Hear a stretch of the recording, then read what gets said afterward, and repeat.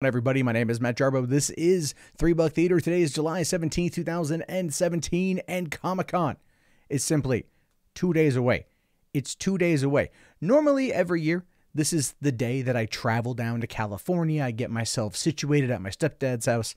I hang out. I go see friends. I gorge myself on burritos, and I rest for the week to come. This week, this year, this time, I'm not going. I'm skipping what would be my 19th time in a row going to Comic-Con, and that's okay. That's fine.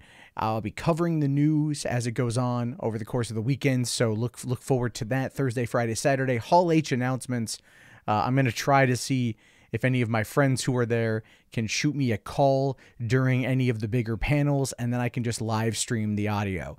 They may not like it, but how are they going to stop me? Huh? How are they going to stop me? Don't worry, I would mute out for the stuff that you can't record. That'd be cool. But anyway, speaking of cool things that aren't really cool, I just want to start off by covering this one real quick here. And Bruce Willis has come out and said that Die Hard is not, in fact, a Christmas movie. And I think anyone out there who's ever seen Die Hard knows that that is a load of goddamn garbage. That is a load of crap. That is malarkey. John McClane, Detective McClane. You know it's a lie. He says it's a goddamn Bruce Willis movie.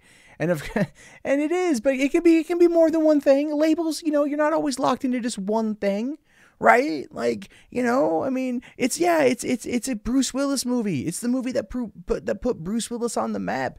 And everyone knows that it is the movie that made Bruce Willis. But it's also the best American adventure film ever, or action film ever made. Not adventure, that goes to Raiders of the Lost Ark. But it's also the best Christmas movie ever made. And it says, in yet another case of the internet ruining everything, Die Hard has gone from an action movie that everyone loves because it's fantastic and flawless and lean as a bean to a living, breathing example of why endlessly rewatching movies, ironically, is bad. Who watches Die Hard ironically? No one, I guarantee you, no one watching this video is going to sit there and say like, oh yes, I watch Die Hard ironically. I like to watch what happens when Hans Gruber kills Ellis. That is the only part that brings me joy. Otherwise, it's just hipster garbage. It's like, whatever, man. No, whatever. Anyway, because yes, Die Hard is a Christmas movie. Because it's set during Christmas and it has a Christmassy song at the end. We're so subversive and hip, aren't we? Someone here in this article named Dave, I don't quite know who they're referring to. We order pizza on Christmas Day instead of making a roast. We slam back beers during our annual live tweet of a decades-old action film because adulting is too hard. This is from a CNET article. When did CNET writers start sporting man buns? This is a horrible article to choose. I apologize. But anyway, it says here, Bruce Willis, the star of Die Hard, has just come out and stated some real true facts, saying Die Hard is not a Christmas movie. It's a goddamn Bruce Willis movie. Now, those are Bruce Willis's exact words at the conclusion of his Comedy Central roast starring Joseph Gordon-Levitt, Ed Norton, and Demi Moore, among others. And basically, he did this as a way to troll everybody. Okay, it's a Christmas movie. He knows it's a Christmas movie. But if you listen, if you pay attention to any of the jokes that were said during that thing, and by the way, at this point, I've already read all of the jokes that have already been said. People were like, it airs sometime soon, and yet they already have all the jokes are already out there on the web from people who were there and took the jokes down. So it really kind of kills the roasts, all things considered. But him saying this at the end is just trying to troll people. And we all know that's not the case. We all know that Die Hard is the best goddamn Christmas movie of all time. It beats It's a Wonderful Life. It beats Christmas Vacation. And it definitely beats any other bad holiday film. It definitely beats, how about this? It beats Christmas with the Cranks. But then again, anything does. Speaking of weird things here, this popped up today. Greg Berlanti is developing a Batwoman TV series for CW. Now, let's take a quick assessment. Let's take a quick assessment of what's going on there at the CW with their shows, right? The Arrowverse, if you will. It's got Arrow, it's got The Flash, it's got Legends of Tomorrow, it's got Black Lightning, it's got Supergirl, it's got 5 shows and wavering quality. And now they're going to add another one to the mix. They're going to add Batwoman. Arrow was just a freaking remake of Batman. It was seriously, it was Oliver Queen with all of Batman's villains. Like, and everyone knows this and everyone's fine with it. And because DC is just so screwy when it comes to dealing with this. I think this is Greg Berlanti's way of trying to hold on to what's going on there over at the CW. I think he wants to hold on to his relevance. So he's like, I'm just going to throw whatever I can on TV and call it a day. But it says here, it would appear that Kathy Kane's addition to the CW's Arrowverse wasn't just a passing thing, and Greg Berlanti is hard at work developing a TV series for Batwoman. Don't get me wrong, like, I'm going to probably make fun of this a little bit, but I am intrigued to see how this is. All right, with Gotham ending, and the Arrowverse being in whatever shape it's in, apparently, I'm okay with them going this particular route. I'm not against it. I just would rather them tie it into the overall movies versus just having their own universe on TV that is having trouble keeping up with itself. So it says here that Entertainment Weekly says production is eyeing a 2019 start date and mentions that there is no casting announcement at this time. The official logline for the series, though, is an interesting tidbit, which would confirm that the series would keep Kane as gay, making it the first of the superhero shows to have an LGBTQ plus focal point and a lead character, saying, armed with passion for social justice and a flair for speaking her mind, Kate Kane soars into the streets of Gotham as Batwoman, an out lesbian and highly trained street fighter primed to snuff out the failing city's criminal resurgence. But don't call her a hero yet. In a city desperate for a savior, Kate must overcome her own demons before embracing the call to be Gotham's symbol of hope. Okay, like, I want to kind of quickly retract what I was saying there. We don't need social justice Batman. Like, here's the thing. We just don't need it. We don't want, no one wants that. Nobody wants that. What they want is Batman kicking ass, or in this case, Batwoman kicking ass. They don't care if she's gay. They don't care if she's gay. There could be an entire scissor me timber scene, and I think people would be entirely okay with it. They'd be like, oh yeah, that's cool. Yeah, go right ahead. That's good. Yeah. And I'm spent. Right? Like, that'd be fine. But this is just armed with a passion for social justice and a flair for speaking her mind. You guys can't see me right now, but my eyes are rolling into the back of my head, right? Like, it's oh God, it's social justice Batman. We don't need that. We don't. I'm okay with a lesbian character. I have no problem with that. I think representation is good. But when it comes to talking about social justice, when it comes to trying to put it in comics books, look, here's the thing. I'm just going to be honest with you. This whole segment's running on way too long, but I don't give a shit. In fact, this is going to be clipped out into its own thing. But essentially, here's what's going on is they are, oh man. Okay. Right now, what you have to understand is in comics, especially in Marvel, there's this big pushback against social justice stuff. People aren't buying it, and the people who do buy comics are raging mad against it because it's some of the stupid, most ignorant stuff that has come out of Marvel in a long time. In fact, DC has been heralded for not falling into that trap, not going down that pathway, not doing the same thing that Marvel did. But here we go. Here we are. Here we see it, that they want to put Batwoman on the TV with a tagline that says "armed with a passion for social justice." Here, okay, fine. I'll tell you what I'll do. I'll tell you what. I will give Greg Berlanti the benefit of the doubt because I happen to like the guy's work. But I swear to Christ, if in the pilot episode she starts calling like cis white men or any of that kind of jargon like leaves her mouth in a non-ironic way, I will turn it off. And that is not to say that like I am against inclusion and diversity. I'm 100% for it. But that type of dialogue is what's going to kill your show. All right. This is what you have to understand. This here is when you start putting that crap in comic books and television and you do it in a very non-subtle way, people pick up and people get mad and nobody wants to deal with it. Nobody wants to see it. And that's why this is a very bad idea. It says here that Carolyn Dries is tackling the script for the show, and she's also executive producing alongside Berlanti. Okay, and so who do you want to see play Cassandra Kane? How about Kristen Cruick? Because what else is she up to recently? And I'd like to see her make a comeback. There we go. There's my contribution to this one here. But ultimately, it's gonna be bad. I can already tell you it's going to be bad, and no amount of pessimism or feigned optimism on my end is going to make it any better. They've kicked open the freaking Ark of the Covenant on this one, and it's not going to do any bit better until people's faces are melted. So thanks a lot for that, CW. You done goofed. But anyway, I want to jump over to this one right here. Fantastic Beasts 2 won't feature any scenes between Dumbledore and Grindelwald. Now, this is going to be a big thing. This is going to be a big deal. People are not going to be very happy with this. They're not going to be very, very on board with this. But at the same time, I think it's worth talking about. So it says, one of the reasons Fantastic Beasts, The Crimes of Grindelwald is so highly anticipated is the prospect of seeing a young, hot Dumbledore played by Jude Law, and, well, the fact that he's part spin-off from the most beloved children's fantasy series ever.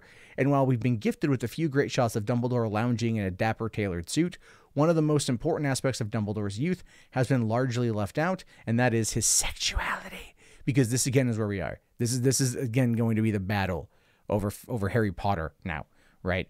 In the second film of the Fantastic Beasts franchise, the Wizarding World lore will dive deeper into Dumbledore's backstory and his conflicted relationship with the series' big bad, Grindelwald, played by Johnny Depp. Is it just me, or does Johnny Depp look like he has like Hep C these days? He's just looking terrible. I feel so bad.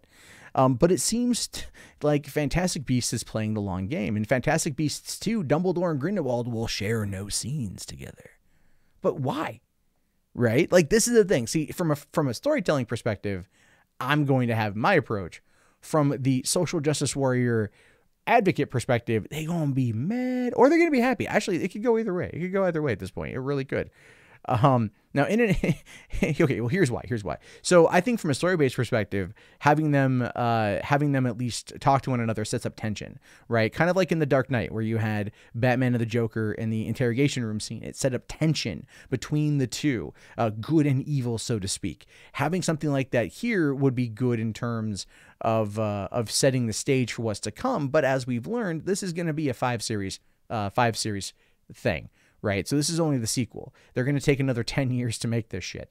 So it's going to be, you know, they're going to do it where they're doing it right now. And they're going to, you know, probably not have the tension now. They're going to probably want to save the tension, the sexual tension for the next movie when they go wand to wand, if you know what I mean.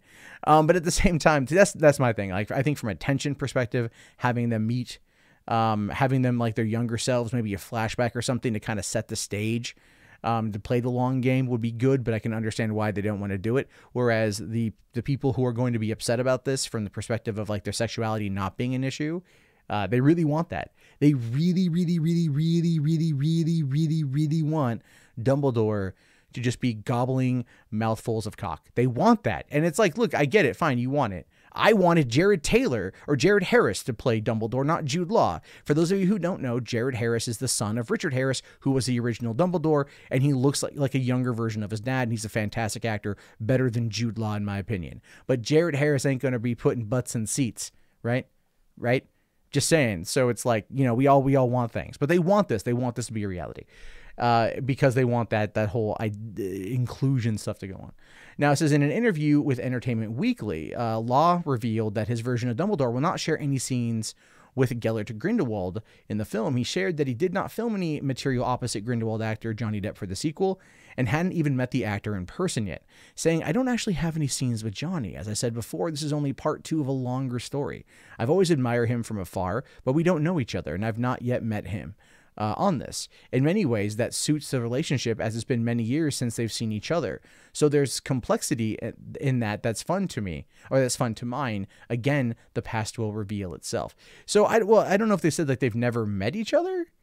They were both in the Imaginarium of Dr. Parnassus, right? Like when Heath Ledger died, and then there was like the 3 dream worlds. It was Colin Farrell, Jude Law, and Johnny Depp that all did it. I'm pretty sure they met. I mean, maybe at the premiere or something. I don't know, maybe. But he says that we haven't met him on this. So they haven't, I think that's what they're saying. I think he hasn't met him in the movie yet, so they shot no scenes together. But the article does go on to say, why is this such a strange revelation? Because Dumbledore, who has been revealed to be canonically gay, and to have a deep and to have had a deep, unrequited relationship with Grindelwald. Saying here, Dumbledore fell in love with Grindelwald, and that added to the horror when Grindelwald showed himself to be what he was. And that, of course, was revealed 11 years ago after the last Harry Potter book came out, which I've always criticized. I'm like, just make him gay. Like, no one will care, right? Like, it's just, whatever. But the way she did it was just kind of very J.K. Rowling-esque, like she's in front of a group of children and she's all like, Dumbledore sucks cock, And they're like, what? And it was so nonchalant the way she did it. And it was like, why at this point, the book's already come out. People have already bought it. What it was is she didn't want to upset and anger the religious fan base that she's got. I don't know. I know tons of religious people that weren't allowing their kids to read Harry Potter growing up. So it wouldn't have really mattered. You wouldn't have infected the kids with the gay if you would have said anything. That doesn't even apply. But at the same time, I always thought it was kind of dumb, because even later on, J.K. Rowling went on to say that she thought she made a mistake hooking up Ron and Hermione, that it should have been Harry and Hermione. And I'm like, actually, what you wanted Daniel Radcliffe and Emma Watson to get together, because when you're shipping those two together, they're a much prettier couple than Rupert Grint and Emma Watson. Rupert Grint looks like he aged like a shoe. He doesn't age very well, whereas Daniel Radcliffe is, he looks pretty good. But let's be fair here. If we're going to go on the hotness factor of Harry Potter, it's all about Neville Longbottom, right? That dude fully, that dude, he got married, and it really angered some Harry Potter fans, because they was pissed. Speaking of pissed, because I'm like way off topic here. Speaking of pissed, Rugrats is coming back, and I don't want this at all. I don't want this at all. Period. I think no. All right, just put the original show on replay. Just leave it at that. But Rugrats is coming back here, and no one's excited for this one. It says here that Rugrats originally premiered in 1990, following a group of babies: Tommy Pickles, Chucky Finster, Phil and Lil DeVille, and Angela Pickles, as they found adventure in the world around them. It's a great show. I remember back in 1990 when I had cable TV, and I remember Nickelodeon running the preview or the teaser commercial for Rugrats. I remember watching it when I was freaking 8 years old. That is how old this show is. It is literally part of my childhood. Now, 28 years later, they're coming back without having aged a day. Yeah, that's going to go over well. Nickelodeon and Paramount Pictures have announced a relaunch of the iconic kid series with a 26-episode run, and this is where it's going to get me bad. A live-action film featuring CGI characters. Now, listen, they tried this with Smurfs 1 and Smurfs 2, which did well respectfully, but the third movie was all CG, which is the way it should have been. Rugrats does not need to go be CG. You don't need to have CG babies in a live-action movie. That is a bad idea, Paramount Nickelodeon. What are you doing? Why is this happening? And why are you really trying to just ruin Rugrats? Now, it says here that the kids who grew up with Tommy Pickles and the Rugrats crew will now be able to share that experience with their own children, says Brian Roberts, president of Paramount Players. People could already do that. It's called reruns. I'm just saying, dude. Now, the show's original creators, Arlene Klasky, Gabor Cuspo, and Paul Germain, will serve as executive producers. The original characters, including Reptar, will be back along with a new group of characters. See, this is where we get into the shit. This is where, like, oh, well, we're bringing back the original kids, and now we're adding more kids. You had 4 or 5, and that was a good mix. That was a good number for what that show was. Adding more people in, you run the risk of overcrowding the show. All right, at least the original creators are back on board. That part's pretty cool. But it does say here that the upcoming Rugrats movie, which will be written by David Goodman, is scheduled for release on November 13th, 2020. It will be the 4th theatrical release in the franchise, with the previous films opening in 1998, 2000, and 2003. And those were all good, actually. Well, at least the first 2 were good. I never saw the third one, but I enjoyed the first 2. And I'm not against their doing like another movie, but it's like, don't, have like freaking a live action movie with CGI characters. It doesn't make any sense. It just doesn't make any sense. You're sitting there going like, no. Anyway, they're all happy to have it back. Nickelodeon's all super happy. And so far, I know they mentioned this yesterday after I recorded the episode, and no one I know was all excited about it. Like, oh, Rugrats, yeah. Why not Rocko's Modern Life? Why not do a Hey Dude revival? or Salute Your Shorts. Actually, I would totally watch a Salute Your Shorts revival. But I'm just like, not everything needs to be rebooted. The Rugrats ran its time. It's perfect the way that it is. You don't need to do more of it because you know what's going to happen. You know they're going to mess it up. That's just how Hollywood is. All right, guys. And finally, Netflix announces the full slate of Miller World movies and TV shows. Now, this is what I think a lot of people have been waiting for. They've been waiting to see what's going to happen out of Miller World getting bought by Netflix 11 months ago. I can't believe it's been a year, right? I can't believe it's been a year, but this is where we are. So it says here, Netflix, the world's leading internet entertainment service, today announced that the first slate of films and series based on the stories of Mark Millar, Netflix acquired Miller's company Miller World last year, and since has been the developing projects with Mark and Lucy Millar, including The Magic Order, which has been published by Netflix as first comic book and was the biggest selling new comic book franchise in nearly 20 years. Because Netflix, let's be fair, Netflix knows how to market merchandise stuff. I was at Target and like half of their geek merch now is all Stranger Things stuff. And I'm not against that because I really love Stranger Things. So this is what Mark Millar says about this whole thing. He says, my wife Lucy and I are on 11 months into our new jobs at Netflix, and it's everything we hoped for to the power of 10. To see a movie based on your work every couple of years is incredibly exciting, but then to see it all happening all at once like this, and with talent this high end, just off the scale, these writers and directors I've privately been sending fan mail to over the past 18 months, so to be working with them all is just enormously exciting.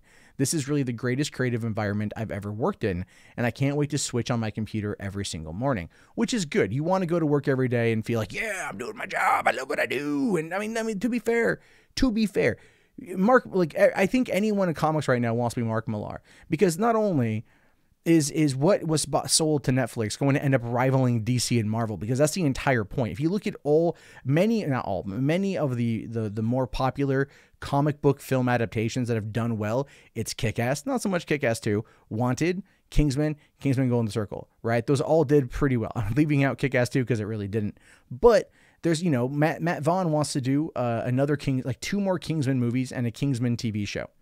All right, because he's on that one. They're talking about adapting Kick-Ass, the new Kick-Ass, into a series or into a movie or something.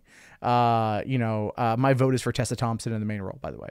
So, I mean, like, there's a lot there. So this is a guy who knows how to craft stories and has crafted stories that have rivaled the big two publishers, the big two comic book companies.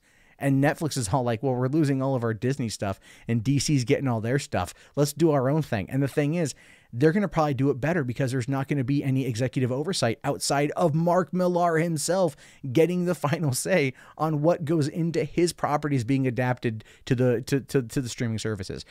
No other creator, no other author out there could ask for literally anything better.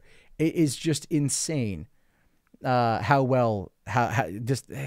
good he's found himself in. But let's take a look here at what's going to be. So this is the original series. This is going to be a TV show. Jupiter's Legacy, a multi-generational American superhero epic. Jupiter's Legacy follows the world's first generation of superheroes who received their powers in the 1930s. In present day, they are revered elder guard, but their superpowered children struggled to live up to the legendary feats of their parents. Stephen DeKnight, who did a show run Marvel's Daredevil for season 1 and all of Spartacus, by the way, which if you haven't seen that show, season 1's a bit of a chore to get through. 2 through 4, oh, so good. Season 3, the season finale of that one is just epic. Now, he recently signed an overall deal with Netflix, will serve as showrunner and executive producer, with Lorenzo Di Bonaventura and Dan McDermott also serving as executive producers for the series. DeKnight will also direct the first episode. He also just came off of Pacific Rim Uprising. But Lorenzo Di Bonaventura, he's been around for years. That's a name. You got American Jesus, which is a multilingual series. American Jesus follows a 12-year-old boy who suddenly discovers he's returned as Jesus Christ. He can turn water into wine, make the crippled walk, and perhaps even raise the dead. How will he deal with his destiny to lead the world in a conflict thousands of years in the making? Everardo Gout from Luke Cage and a few other shows like Banshee, and Leopoldo Gout will serve as co-runners and executive producers on the series. Everardo will also direct. Now, I don't quite know how to feel about that one. It's not that I'm a religious person. I'm not, but it's like, if they're trying to piss off some conservatives, that's going to be a good way about it. That's going to be a very solid way. But at the same time, I get it's going to be comic book stuff, and this is kind of like basically treating Jesus like he's a comic book character, and it's going to be like a Jesus Christ is going to be essentially what this is, and a lot of people out there might get mad. It all depends on how they handle it, but it should be interesting to see nonetheless. It should be really interesting to see, but I do expect there to be tons of protests and tons of people completely ass mad about this, which, I won't lie, makes me actually all the more excited to see it. Now, film projects here, and this is where it gets interesting, and I'm not too sure how to feel about these. Empress is Queen Emporia is married to literally the worst dictator in the galaxy, King Morax. After escaping his palace with her children, Emporia and her family must hide from Morax and his army at all costs, even if it takes teleporting from planet to planet to avoid them. Writer Lindsay Beer is adapting the comic into a feature film with Joe Roth and Jeff Kirschenbaum to produce. Again, that one seems kind of like, what's the hook there? Right? Like, I mean, I know I need to go probably research it, and I'll get yelled at for not researching it, but it's like, just on a face value, what's the conflict there? Oh, she's, it's Ava Braun, and she's married to Space Hitler, and she escapes with the children, has to teleport from planet to planet to planet. And it's like, why isn't this like a Sliders TV show sort of thing? Right. Then you've got Huck. This could be interesting. In a quiet seaside town, Huck uses his special gifts to do a good deed each day. His neighbors return the favors by keeping his abilities a secret. But when a newcomer alerts the media, a firestorm erupts, sending Huck on an adventure that will change everything. Okay, so you've got a kid who's like, it's like a superhero power, and he doesn't want to use it, and people keep a secret from him because they don't want people to know about it. And then what's the adventure? I don't. Again, I know these are like summaries, but it's like give me a little bit more here. And then finally, we've got Sharky the Bounty Hunter. Set in a brilliant new sci-fi universe, Sharky is a blue-collar bounty hunter tracking criminals across the galaxy in his converted rocket-powered ice cream truck. Aided and abetted by his 10-year-old partner, he's out for the biggest bounty of his career.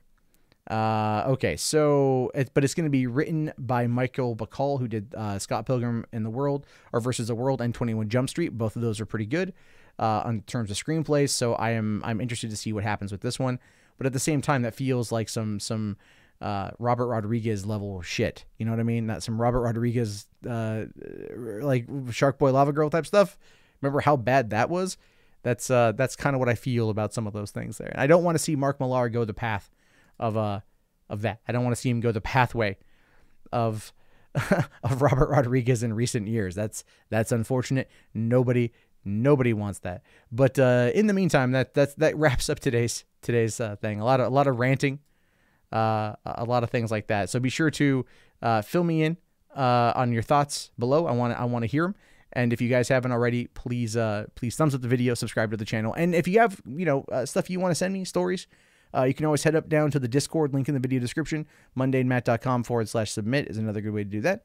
And if not, just leave your comments and I'll talk to you later. Have yourself a great day and peace out. If you enjoyed this video, please consider becoming a patron today for just $1 per month over at patreon.com/mundanemat.